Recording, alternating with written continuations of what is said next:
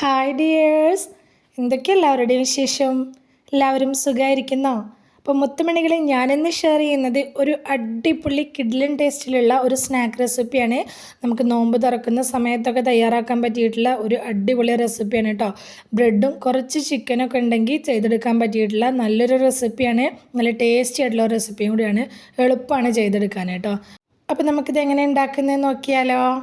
അപ്പോൾ അതിനായിട്ട് ഞാനിതവിടെ ആദ്യം തന്നെ ഒരു പാൻ അടുപ്പിലേക്ക് വെച്ച് കൊടുത്തിട്ടുണ്ട്. അതിലേക്ക് ഒരു 2 ടേബിൾ സ്പൂൺ ബട്ടറാണ് ചേർത്ത് കൊടുത്തിട്ടുള്ളത്.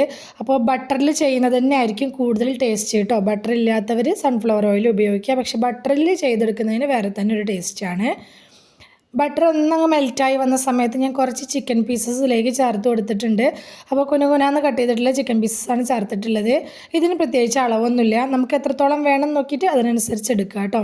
അപ്പോൾ ചിക്കനൊക്കെ അത്യാവശ്യം നന്നായി കടിക്കാൻ കിട്ടുമ്പോഴാണ് കൂടുതൽ ടേസ്റ്റ് ഉണ്ടായിരിക്കുക. ഇനി ആ ചിക്കനിലേക്ക് ആവശ്യമായിട്ടുള്ള കുറച്ച് ഉപ്പും കൂടി ചേർത്ത് കൊടുത്തിട്ട് നമുക്കിതൊന്ന് വഴറ്റിയെടുക്കുക. ചിക്കൻ്റെ കളറൊക്കെ ഒന്ന് മാറി വെള്ള കളറായി വരുന്ന സമയത്ത് 1/2 ടേബിൾ സ്പൂൺ ഇഞ്ചി വെളുത്തുള്ളി ചതച്ചതും അതുപോലെ തന്നെ എരിവിന് ആവശ്യമായിട്ടുള്ള പച്ചമുളക് കുനുകുന കട്ട് ചെയ്തതും കൂടി ചേർത്ത് കൊടുക്കുക. ഇനി ആ ഇഞ്ചി വെളുത്തുള്ളിയുടെ ഒക്കെ പച്ചമണം പോകുന്നത് വരെ നന്നായിട്ടൊന്ന് വഴറ്റിയെടുക്കണം. അതിൻ്റെ പച്ചമണം അത്യാവശ്യം നല്ല രീതിയിലൊന്ന് പോയി കിട്ടണം കേട്ടോ. അപ്പോൾ ഈ ഒരു രീതിയിലായി കിട്ടണം. അതിൻ്റെ ഒപ്പം തന്നെ ചിക്കനും അത്യാവശ്യം ഒന്നങ്ങ് മൊരിഞ്ഞ് വന്നിട്ടുണ്ടാവും. ഈ സമയത്ത് ഞാൻ ഒരു സവാള നീളന് സ്ലൈസ് ചെയ്തതും കൂടി ചേർത്ത് കൊടുക്കുന്നുണ്ട്. കട്ട് ചെയ്യുന്നതൊക്കെ നമ്മുടെ ഇഷ്ടത്തിന് എങ്ങനെ വേണമെങ്കിലും കട്ട് ചെയ്യാം കേട്ടോ. നീളനെ കട്ട് ചെയ്യണമെന്ന് നിർബന്ധമൊന്നുമില്ല. ഞാനിപ്പോൾ നീളനെ കട്ട് ചെയ്തെടുത്തിട്ടുള്ളത്. ഇനി ഈ സവാള ഒന്ന് നല്ലപോലെ ഒന്ന് വഴന്ന് വരുന്നത് വരെ നമുക്കിതൊന്ന് വഴറ്റിയെടുക്കുക. അപ്പോൾ സവാള നന്നായിട്ടൊന്ന് വഴന്ന് വന്നിട്ടുണ്ട്. ഇനി ഈ സമയത്ത് നമുക്കിതിലേക്ക് പൊടികൾ ചേർത്ത് കൊടുക്കണം. ഞാനിപ്പോൾ 1/2 ടീസ്പൂൺ മുളക് പൊടി ചേർത്തിട്ടുണ്ട്. എരിവിന് ആവശ്യമായിട്ടുള്ള കുരുമുളക് പൊടി ഞാനിപ്പോൾ 1/2 ടീസ്പൂൺ ചേർത്തിട്ടുണ്ട്. 1/2 ടീസ്പൂൺ ഗരം മസാലപ്പൊടി കൂടി ചേർത്ത് കൊടുത്തിട്ടുണ്ട്. ഇനി ഈ പൊടികളുടെയൊക്കെ ഒരു പച്ചമണം പോയി ഒന്ന് മൊരിഞ്ഞ് വരുന്നത് വരെ ഒന്നങ്ങ് വഴറ്റിയെടുക്കുക. അപ്പോൾ എരിവിനായിട്ട് ചേർക്കുന്ന പൊടികളെല്ലാം നിങ്ങളുടെ ഒരു ഇഷ്ടത്തിനനുസരിച്ച് ചേർത്ത് കൊടുക്കുക കേട്ടോ. ഇനിയിപ്പോൾ ചില്ലി ഫ്ലേക്സ് ചേർക്കണം എന്നുള്ളവർക്ക് ചില്ലി ഫ്ലേക്സ് ചേർക്കുക. പക്ഷേ കുരുമുളകിൻ്റെ ടേസ്റ്റ് എന്ന് പറയുന്നത് ഒരു പ്രത്യേക ടേസ്റ്റ് തന്നെയാണ് കേട്ടോ. അപ്പോൾ പൊടികളൊക്കെ ഒന്ന് മൊരിഞ്ഞ് വന്ന ശേഷം ഒരു ചെറിയ ക്യാപ്സിക്കത്തിൻ്റെ പീസ് കട്ട് ചെയ്തതും ഒരു ചെറിയ തക്കാളി കുരും വെള്ളമൊക്കെ മാറ്റിയിട്ട് കട്ട് ചെയ്തതും കൂടി ചേർത്ത് കൊടുത്തിട്ടുണ്ട്. അപ്പോൾ ഇതൊന്നും ഒരുപാട് അങ്ങ് വെന്ത് പോകേണ്ട ആവശ്യമില്ല. അതുകൊണ്ടാണ് പൊടികളൊക്കെ ചേർത്ത് കഴിഞ്ഞ ശേഷം ഇതിങ്ങനെ ചേർത്ത് കൊടുത്തിട്ടുള്ളത് കേട്ടോ. ഇനി ഇത് നന്നായിട്ടൊന്ന് വഴറ്റിയെടുക്കുക. അതിൻ്റെ ആ ഒരു പച്ച ടേസ്റ്റ് ഒന്ന് പോകുന്നത് വരെ ജസ്റ്റ് ഒന്ന് വഴറ്റി കൊടുക്കുക. ഇനിയിപ്പോൾ ഇതാ നമ്മൾ ചിക്കനിലേക്കുള്ള ഉപ്പ് മാത്രമേ ചേർത്ത് കൊടുത്തിട്ടുണ്ടായിരുന്നുള്ളൂ. വെജിറ്റബിൾസിന് വേണ്ടിയിട്ടുള്ള ഉപ്പും കൂടി കുറച്ചും കൂടി ചേർത്ത് കൊടുക്കുക. അപ്പോൾ ആദ്യം തന്നെ ഒരുപാട് അങ്ങ് ചേർക്കരുത്. ചേർത്ത് കൊടുക്കുമ്പോഴൊക്കെ വളരെ കുറച്ച് മാത്രം ചേർത്ത് കൊടുക്കുക. പോരാന്നുണ്ടെങ്കിൽ നമുക്ക് വീണ്ടും ചേർത്ത് കൊടുക്കാം കേട്ടോ. ഇതപ്പോൾ ഒന്നങ്ങ് വാടി വന്ന സമയത്ത് ഞാനിതിലേക്ക് ഒരു 1.5 ടേബിൾ സ്പൂണോളം മൈദപ്പൊടി ചേർത്ത് കൊടുത്തിട്ടുണ്ട്. ഇനി ഈ മൈദപ്പൊടി നന്നായിട്ടൊന്ന് വഴറ്റിയെടുക്കണം. ആ മൈദപ്പൊടിയുടെ ആ ഒരു റോ ടേസ്റ്റ് പോകുന്നത് വരെ നമുക്കിതൊന്ന് നല്ലപോലെ ഒന്ന് വഴറ്റിയെടുക്കണം. അപ്പോൾ നമ്മൾ ചേർത്ത് കൊടുത്ത മൈദപ്പൊടിയൊക്കെ നന്നായിട്ടൊന്ന് റോസ്റ്റായി വന്നിട്ടുണ്ട്.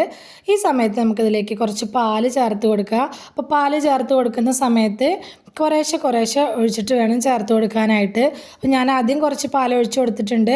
ഫ്ലെയിം ഒന്ന് കുറച്ച് വെക്കുക ഈ സമയത്ത്, കാരണം മൈദപ്പൊടിയൊക്കെ ചേർത്തതുകൊണ്ട് തന്നെ പെട്ടെന്ന് അങ്ങ് കുറുകി വരും. അപ്പോൾ ഫ്ലെയിം ഒന്ന് കുറച്ച് വെച്ചിട്ട് കുറച്ച് സമയം എടുത്ത് വേവിച്ച് ഇതൊന്ന് കുറുക്കിയെടുക്കുക.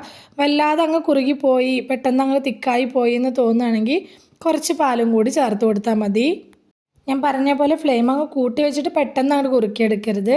ഫ്ലെയിം ഒന്ന് കുറച്ച് വെച്ചിട്ട് ഇതുപോലെ ഒന്ന് ഇളക്കി ഒന്ന് കുറുക്കി വറ്റിച്ചെടുക്കുക കേട്ടോ. ഈ സമയത്ത് ഉപ്പൊക്കെ ചെക്ക് ചെയ്ത് നോക്കുക. ഉപ്പ് എരിവൊക്കെ ചെക്ക് ചെയ്ത് നോക്കുക. പോരാന്ന് തോന്നുകയാണെങ്കിൽ വീണ്ടും കുറച്ചും കൂടി കുരുമുളക് പൊടി ഉപ്പൊക്കെ ആഡ് ചെയ്ത് കൊടുക്കുക കേട്ടോ. അപ്പോൾ നന്നായിട്ടൊന്ന് തിക്കായി വന്നിട്ടുണ്ട്.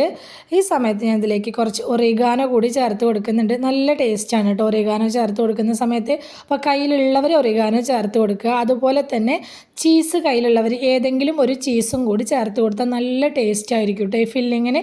ഇപ്പം എൻ്റെ കയ്യിൽ ചീസ് ഇല്ലായിരുന്നു, അതുകൊണ്ടാണ് ഞാൻ ചീസ് ചേർക്കാതിരുന്നത്. സാധാരണ ചീസ് ചേർത്തിട്ടാണ് ഞാൻ ഉണ്ടാക്കൽ കേട്ടോ. കയ്യിലില്ലായിരുന്നു.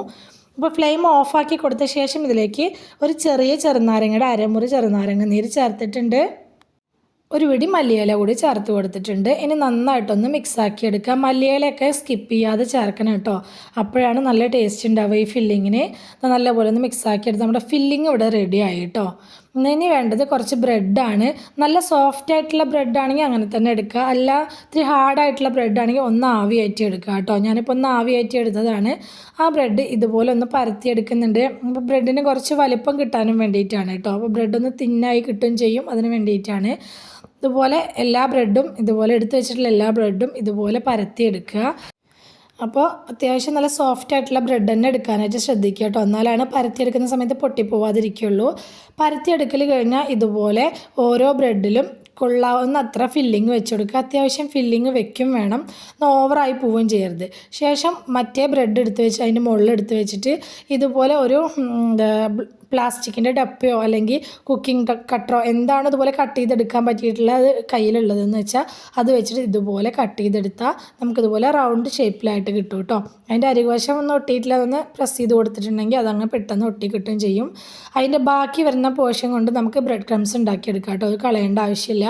അപ്പോൾ ഞാനിപ്പോൾ മൈദയുടെ ബാറ്ററിൽ മുക്കിയിട്ടാണ് ബ്രെഡ് ക്രംസിൽ കോട്ട് ചെയ്തെടുക്കുന്നത്. നിങ്ങൾക്ക് വേണമെങ്കിൽ മുട്ടയുടെ ബാറ്ററും എടുക്കാം, പക്ഷേ മൈദയുടെ ബാറ്റർ ആകുമ്പോൾ ഒരുപാട് എണ്ണ കുടിക്കില്ല കേട്ടോ. അപ്പോൾ ഇത്രയേ ഉള്ളൂ, സിമ്പിളാണ് പരിപാടി. അപ്പോൾ ശ്രദ്ധിക്കേണ്ട കാര്യം എന്താണെന്ന് വെച്ചാൽ നല്ല രീതിയിൽ അതിൻ്റെ അരികുവശത്തൊക്കെ നന്നായിട്ട് ബ്രെഡ് ക്രംസ് വെച്ച് കോട്ട് ചെയ്തെടുക്കാനായിട്ട് ശ്രദ്ധിക്കണം കേട്ടോ. കാരണം രണ്ട് ബ്രെഡുകൾ തമ്മിൽ ഒട്ടിയിട്ടില്ലെങ്കിൽ ഫില്ലിങ്സ് പുറത്ത് വരാനുള്ള ചാൻസ് ഉണ്ട്. അപ്പോൾ ഈ ഒരു രീതിയിൽ ബാക്കിയുള്ള എല്ലാതും ഇതുപോലെ നമ്മൾ ഉണ്ടാക്കി വെച്ച ഫില്ലിങ്സ് കഴിയുന്നത് വരെ ചെയ്തെടുക്കുക. ഇതപ്പോൾ ഞാൻ മുഴുവനായിട്ട് ചെയ്തെടുത്തിട്ടുണ്ട്. ഇനിയൊന്നുമില്ല, നമുക്കിത് നല്ല ചൂടായിട്ട് കിടക്കുന്ന എണ്ണയിലേക്ക് ഇട്ട് കൊടുത്തിട്ട് ഫ്രൈ ചെയ്തെടുക്കുക. ഫ്രൈ ചെയ്തെടുക്കുന്ന സമയത്ത് മീഡിയം ടു ഹൈ ഫ്ലെയിമിൻ്റെ ഇടയിൽ വെച്ചിട്ട് വേണം ഫ്രൈ ചെയ്തെടുക്കാനായിട്ട്. ഫ്ലെയിം നല്ലപോലെ കുറച്ച് വെച്ചിട്ട് ഒരിക്കലും ഈ ബ്രെഡിൻ്റെ സ്നാക്കുകൾ ഫ്രൈ ചെയ്തെടുക്കരുത്. ഇതിൻ്റെ ഉള്ളിൽ നമ്മൾ കൊടുത്തിട്ടുള്ള ഫില്ലിങ്സ് എല്ലാം കുക്ക് ചെയ്തിട്ടുള്ളതാണ്, ഓൾറെഡി വെന്തിട്ടുള്ളതാണ്. അതുകൊണ്ട് തന്നെ ഇതിൻ്റെ ഉള്ളിൽ വെന്ത് കിട്ടാനായിട്ടൊന്നുമില്ല. ഈ പുറം ഭാഗത്തുള്ള ഈ ബ്രെഡൊന്ന് നന്നായിട്ട് മുരിഞ്ഞ് കിട്ടുക മാത്രമേ വേണ്ടുള്ളൂ. അപ്പോൾ നമ്മൾ ഫ്ലെയിം കുറച്ച് വെച്ചിട്ട് ചെയ്തെടുക്കുന്ന സമയത്ത് ഒരുപാട് എണ്ണ കുടിക്കും. അപ്പോൾ ഫ്ലെയിം അത്യാവശ്യം നല്ല രീതിയിൽ കൂട്ടി വെച്ചിട്ട് തന്നെ തിരിച്ചും മറിച്ചു വിട്ടിട്ട് ഇതൊന്ന് ഫ്രൈ ചെയ്തെടുക്കുക. പിന്നെ സബ്സ്ക്രൈബ് ചെയ്യാതെ കാണുന്ന നമ്മുടെ പുതിയ കൂട്ടുകാർ ആരെങ്കിലും വീഡിയോ കാണുന്നവരുണ്ടെങ്കിൽ പ്ലീസ് ഒന്ന് സബ്സ്ക്രൈബ് ചെയ്ത് സപ്പോർട്ട് ചെയ്യണം കേട്ടോ. ഇഫ്താർ സ്പെഷ്യലായിട്ട് ഡ്രിങ്ക്സിൻ്റെയും അതുപോലെ തന്നെ സ്നാക്സിൻ്റെ ഒക്കെ റെസിപ്പീസ് ഞാൻ മുന്നത്തെ ദിവസങ്ങളിൽ പോസ്റ്റ് ചെയ്തിട്ടുണ്ട്. താല്പര്യമുള്ളവർ അതുകൂടി ഒന്ന് കയറി നോക്കി സപ്പോർട്ട് ചെയ്യണേ.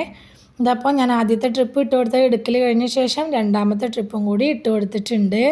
നമുക്ക് ഇത് ഫ്രൈ ചെയ്യുന്നതിൻ്റെ മുന്നേ വരെയുള്ള സ്റ്റേജ് വരെ ചെയ്തിട്ട് നമുക്കിത് ഫ്രീസറിൽ സൂക്ഷിച്ചിട്ട് പിറ്റേ ദിവസത്തിന് വേണ്ടിയിട്ടും ഉപയോഗിക്കാം കേട്ടോ. സിബ്ലോക്ക് കവറിലാക്കിയിട്ട് ഫ്രിഡ്ജിൽ സൂക്ഷിച്ചാൽ മതി, ഫ്രീസറിൽ കേട്ടോ.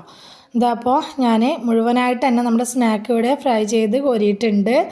സിമ്പിളാണ് ഉണ്ടാക്കിയെടുക്കാനായിട്ട്, വളരെ ടേസ്റ്റി ആയിട്ടുള്ള നല്ലൊരു ഇഫ്താർ സ്നാക്കിൻ്റെ റെസിപ്പിയാണ് ഷെയർ ചെയ്തിട്ടുള്ളത്. ഞാൻ പറഞ്ഞ പോലെ ഫില്ലിങ് ഉണ്ടാക്കുന്ന സമയത്ത് കുറച്ച് ചീസും കൂടി ചേർത്ത് കൊടുക്കുകയാണെങ്കിൽ അടിപൊളി ടേസ്റ്റ് ആയിരിക്കും കേട്ടോ. നമ്മുടെ കുട്ടീസിനൊക്കെ എന്തായാലും ഇഷ്ടമാവും. തീർച്ചയായിട്ടും ധൈര്യമായിട്ട് നിങ്ങൾക്ക് ട്രൈ ചെയ്ത് നോക്കാൻ പറ്റിയിട്ടുള്ള നല്ലൊരു റെസിപ്പി തന്നെയാണ്. അപ്പോൾ നമ്മുടെ ഇന്നത്തെ ഇഫ്താർ സ്പെഷ്യൽ റെസിപ്പി എല്ലാവർക്കും ഇഷ്ടമായി എന്ന് വിചാരിക്കുകയാണ്. ഇഷ്ടമായിട്ടുണ്ടെങ്കിൽ എല്ലാവരും മറക്കാതെ ലൈക്ക് ചെയ്യണേ, ഹൈപ്പ് ചെയ്യണേ, നിങ്ങളുടെ അഭിപ്രായങ്ങളെല്ലാം കമൻറ്റായിട്ട് പറയണം.